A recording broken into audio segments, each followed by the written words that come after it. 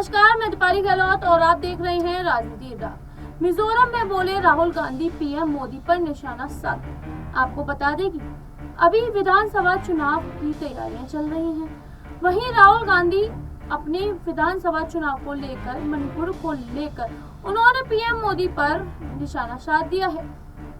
अमित शाह ने भी पलट जवाब दिया। आपको बताएं कि मिजोरम में 7 नवंबर को मतदान होने हैं। गृह मंत्री अमित शाह छत्तीसगढ़ के बात करने गए हैं और राहुल गांधी चुनाव का प्रचार करने मिजोरम पहुंचे हैं। राहुल ने मणिपुर में होने वाले मुद्दे को लेकर मोदी सरकार पर निशाना साधा। मोदी सरकार को घेरे में लेते हुए राहुल गांधी ने कुछ बातें कही। वहीं अमित शाह ने भी पलट जवाब देते हुए भ्रष्टाचार के मुद्दे पर भूपेश बघेल को निशाने पर ले लिया, यानी कि कांग्रेस पार्टी को निशाने पर ले लिया। 5 राज्यों में विधानसभा चुनावों की तारीखों का ऐलान हो गया है। पार्टियों में प्रचार तेजी से बढ़ रहा है। जहां कांग्रेस नेता राहुल गांधी सोमवार को मिजोरम पहुंचे थे, तो वहीं गृह मंत्री अमित शाह छत्तीसगढ़ में गए थे। उन्होंने विधानसभा चुनाव को लेकर बातें की। वहीं बातों के साथ साथ एक दूसरे पे तंज भी कसे। आपको बता दें कि दोनों ने एक दूसरे को घेरे में ले लिया। राहुल गांधी ने 2 दिन के दौरे पर मिजोरम पहुंचे थे। यहाँ इजराइल में होने वाली घटनाओं को लेकर उन्होंने बात की। उन्होंने कहा कि आखिर क्यों मणिपुर के कांड को न बात करके मोदी सरकार हमेशा इजराइल के साथ खड़ी हो रही है। आखिर ऐसा क्या है कि मोदी सरकार अपने देश की बात न करके दूसरे देशों की बात कर रही है। आपको बताएं कि 2 किलोमीटर पैदल पद यात्रा के बाद राहुल गांधी एक रैली को संबोधित किया था। इस दौरान उन्होंने कहा, मणिपुर अब एक इकलौते राज्य नहीं है, बल्कि अब ये मुद्दा बाकी बहुत बड़ा हो गया है। राहुल गांधी ने आरोप लगाया है पीएम मोदी पर कि मणिपुर से ज्यादा इजराइल की घटनाओं की चिंता क्यों है। राहुल गांधी ने यहाँ तक कहा कि आखिरकार क्यों पीएम मोदी हमारे देश के अलावा दूसरे देशों पे ध्यान दे रहे हैं। क्या अपने देश में मुद्दे खत्म हो गए हैं या फिर वो अपने देश की बात ही नहीं करना चाहते।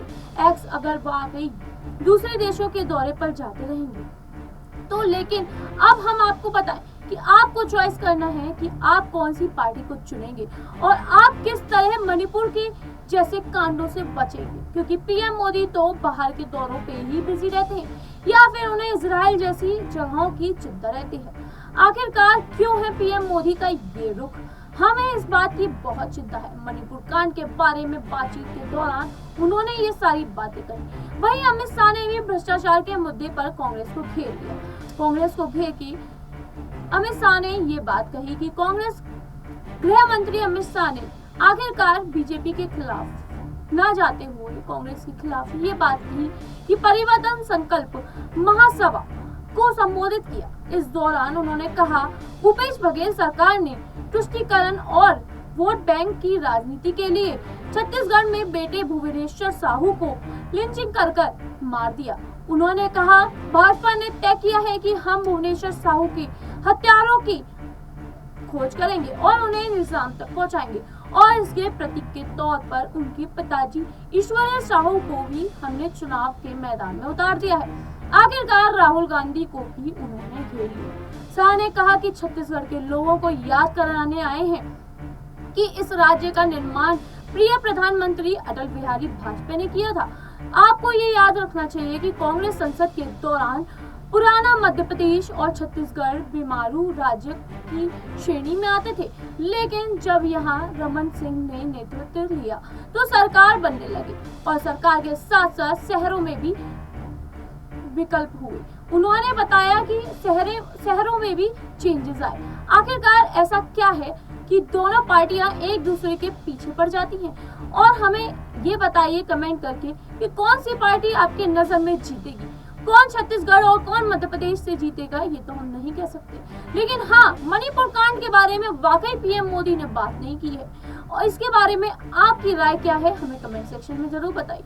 ऐसी ही और खबरों के लिए देखते रहिए राजनीति राग। धन्यवाद।